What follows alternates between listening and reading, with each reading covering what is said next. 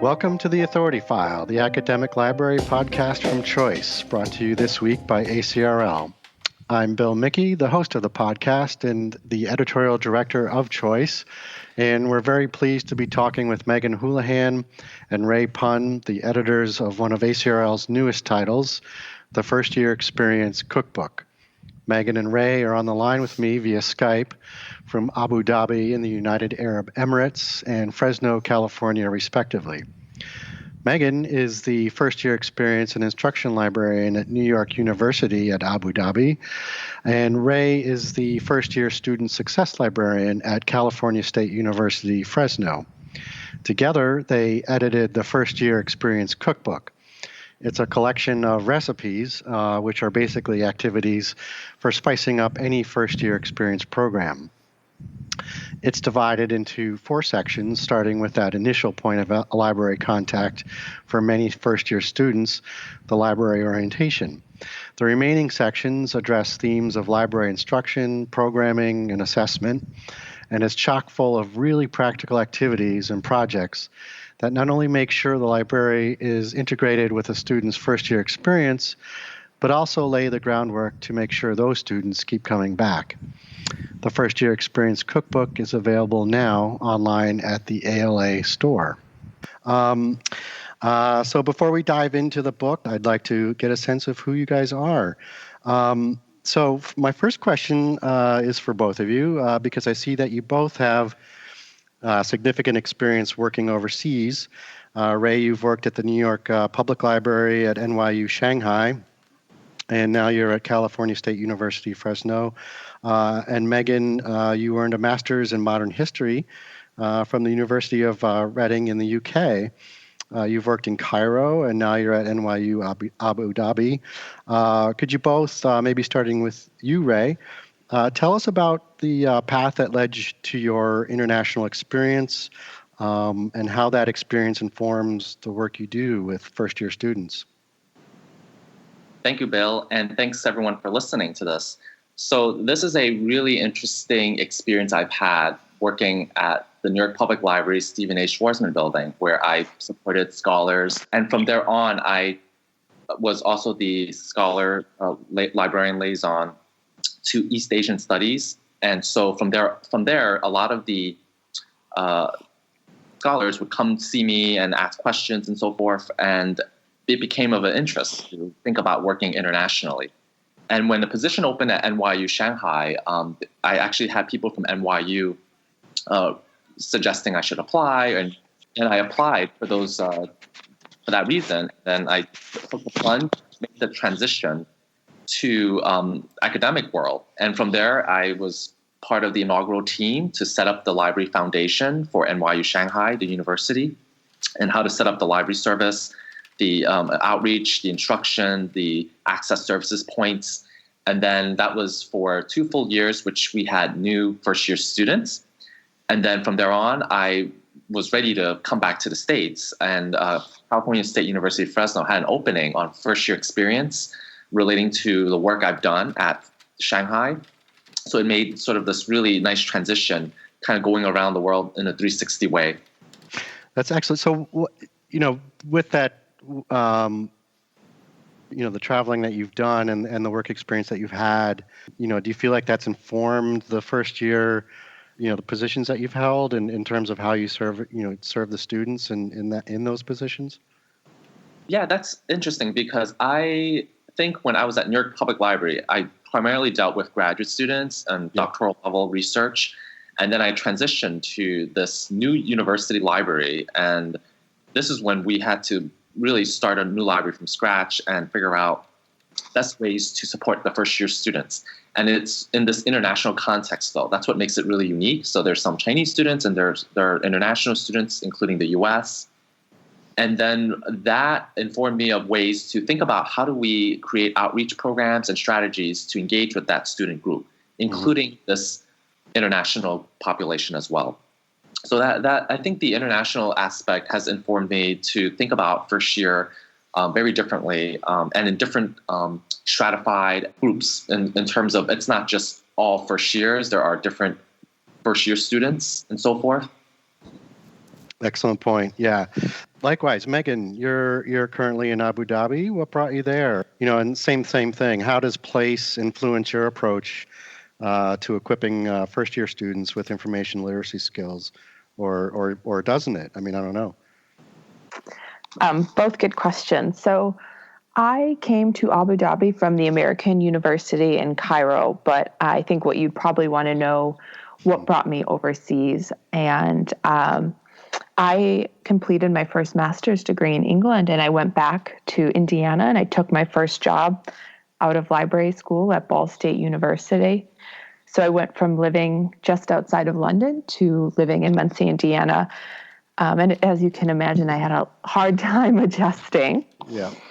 And so I was interviewing for a job back in Chicago and also the job at the American University, Cairo. And in my Skype interview, the first question that they asked me, they said, "Why do you want to work in Cairo?" And I said, "I live in Muncie, Indiana." And they said right then and there, they knew I was the right fit for the job. So in a roundabout way, it was just a lot of luck that brought me to Cairo. And then when I was ready to leave Cairo after about 4 years, between the revolution and all the different activities and events that stemmed from that, it was pretty stressful. So I was looking for a change, and NYU Abu Dhabi released this great new position. And the day they released the job ad, 3 different people sent it to me. So I thought that was a sign that maybe this was a good opportunity to stay international and work at what really is a very diverse campus. Yeah, I think we'll get a little bit more into that concept of the diversity of the student body and how the first year services aim to serve all of them in the ways that they need it in particular. But sort of related to that, it seems like there may be pretty much as many ways to approach the first year experience as there are universities and libraries. Maybe you both can give us a sense of what it means to be a first year experience librarian at each of your institutions. And Meggan, why don't we stick with you for this one? Okay, great. I think at NYU Abu Dhabi, my role as the first year experience and instruction librarian is to really collaborate with our campus partners, whether those be academic departments or student life departments, and then to coordinate all of the instructional activity that goes with serving the first year student population. I'm very lucky that we have wonderful writing faculty that I collaborate with to embed information literacy skills into our required freshman writing course. And we really focus on teaching students source evaluation and integration. And then I'm also very lucky that we have a great division of student life. And together with them, we work on incorporating library resources and services into non-academic points within what we call Marhaba Week, which is our library orientation. Marhaba is Arabic for welcome. Okay. And we have an extended Marhaba, so an extended welcome orientation program that actually extends over the whole entire year. So we work to incorporate the library into the academic side of campus and then into the student life side of campus. Okay, and Ray, how about you? Yeah, I echo Meggan's point. It's a very similar job description. This is a brand new position at Fresno State. And we are, I think, from what I was told, one of the first year experience positions in the California State University system. So Fresno is part of that 23 campus system. And so in my experience, it really is focusing on student success and retention. How can we get first year students to transition to the second semester, the second year? How can we make them thrive and be successful in that aspect? So success be defined in a myriad of ways, but really thinking about collaboration with key partners outside of the library. I think that's essential for a lot of librarians today to think about. And my role working with student affairs, health and wellness, career center, and first year writing and writing centers and so forth. All of these programs, they in some ways support first year students, but it's sort of like a different pieces. So my role is to coordinate and collaborate with each one of them and think about assessment in a way that allows us the librarians and the library, to be able to foster high impact practices in these collaborations. So how can, beyond a little bit just information literacy, how can librarians, the first year level, can design certain kind of programs that could support student success? So that might mean working with student affairs more closely in designing, de-stressing programs, or working with the center to create these kinds of collaborations to support research writing. So in that sense, that's sort of what I do every day, to meet with different colleagues and campus partners and really create these kinds of relationships for outreach purposes.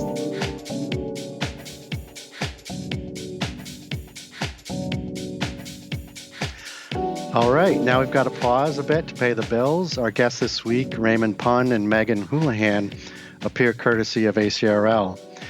If you're looking for ways to spice up your library orientation or for activities to incorporate into your lesson plan as an instructional librarian, you'll find a whole smorgasbord of ideas in the First Year Experience Cookbook.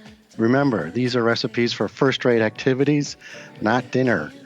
You can find the book on Amazon or the ALA store. Just search for the First Year Experience Cookbook.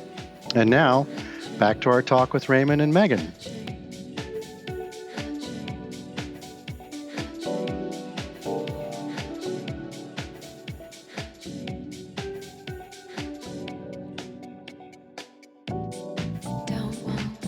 Okay.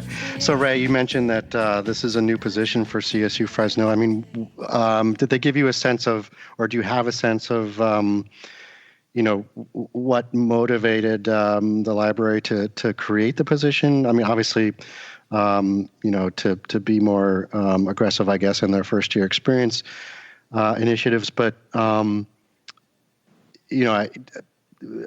maybe part of embedded in that question is this give us, an attempt to give us a sense of how widespread these positions are among institutions. I was a little surprised to hear that this is a brand new position.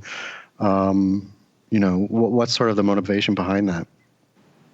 Yeah, that's a great question. I think, as I recall, I'm still sort of figuring it out because there are so many different pieces. Some people had supported first years through Summer Bridge and Upward Bound, these special programs, and it's what I've done first year writing. So it wasn't as cohesive, it wasn't as unified.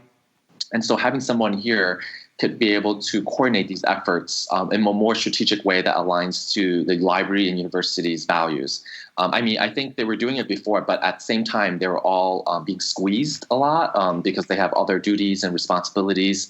So having that saying that, it's just, I think this kind of position is really central to understanding first-year students and how the library can play that role.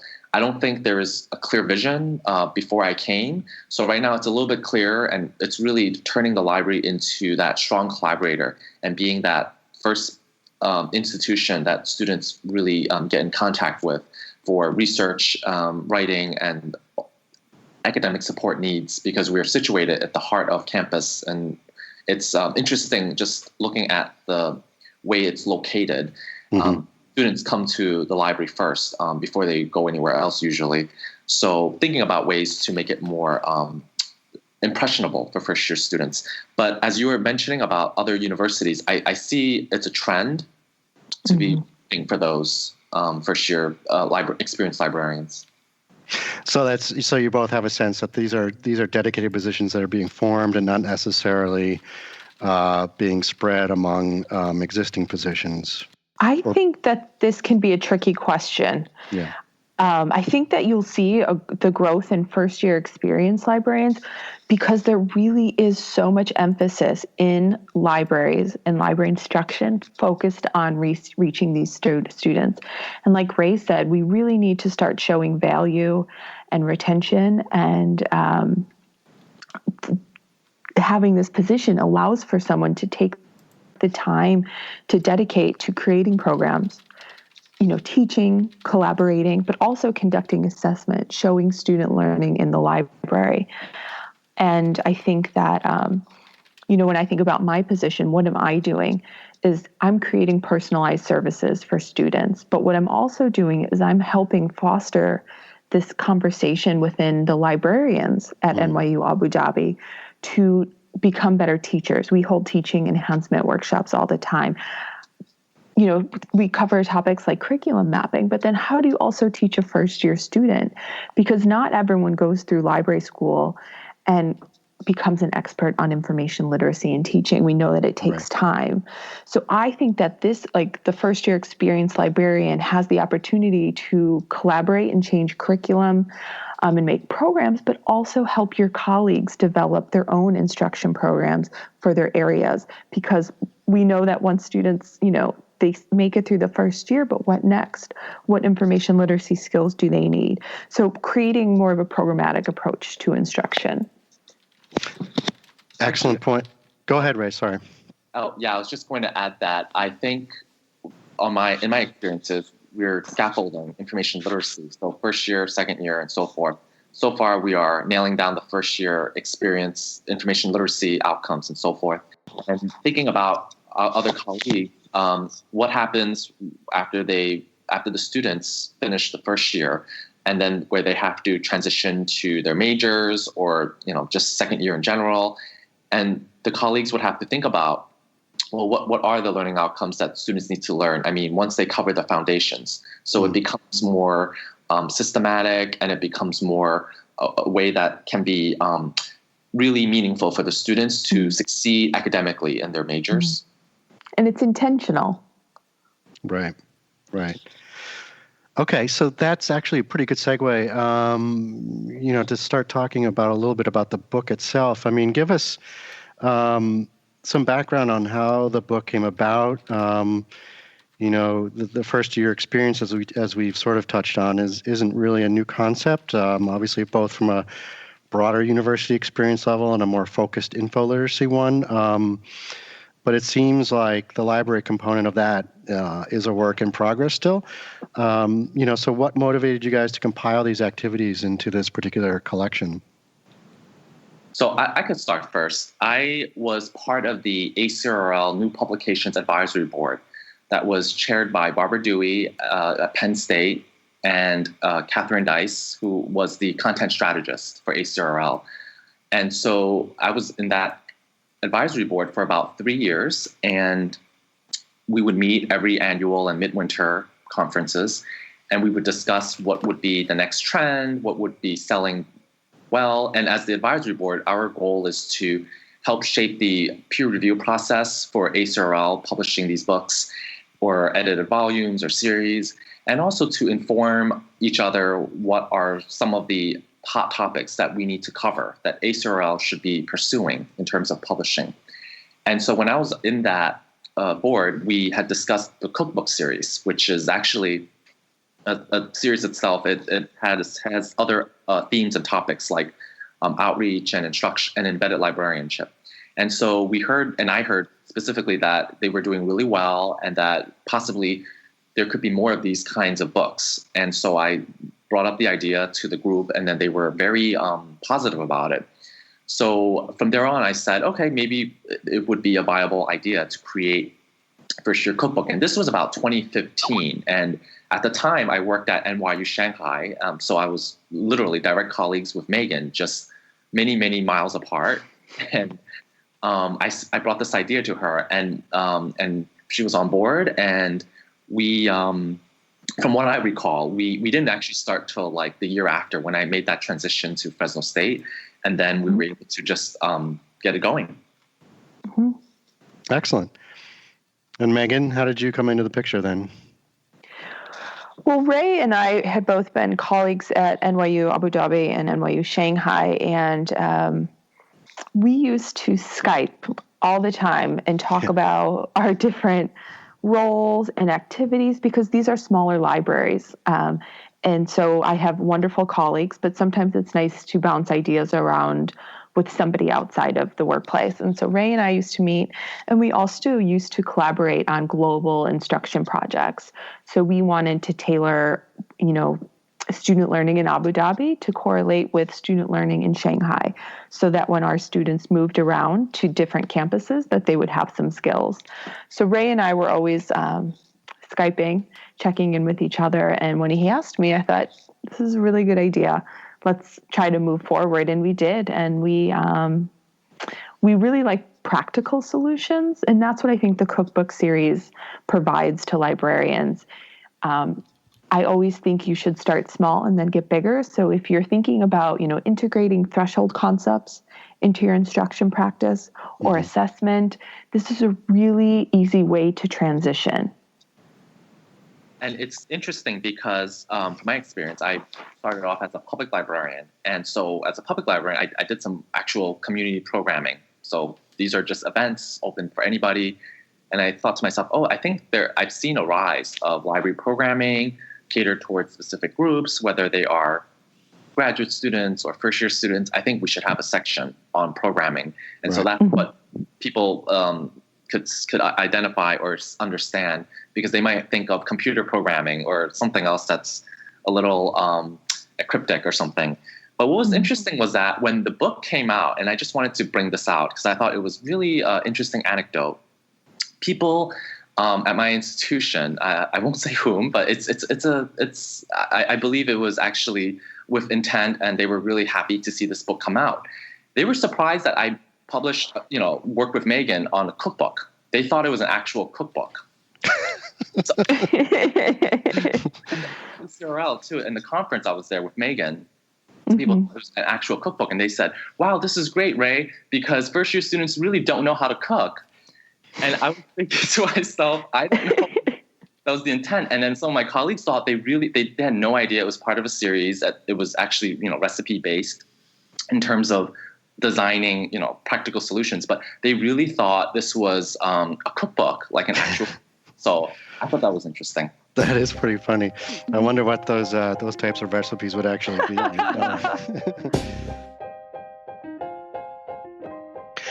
You just heard from Ray Pun, the first-year student success librarian at California State University, Fresno, and Meggan Houlihan, the first-year experience and instruction librarian at New York University, Abu Dhabi, who is actually joining us from Shanghai. This concludes episode 1 of our 4-part series discussing the library's role in a student's first-year experience, and the new book out from ACRL called The First-Year Experience Cookbook, edited by Ray and Meggan. This episode was brought to you by ACRL.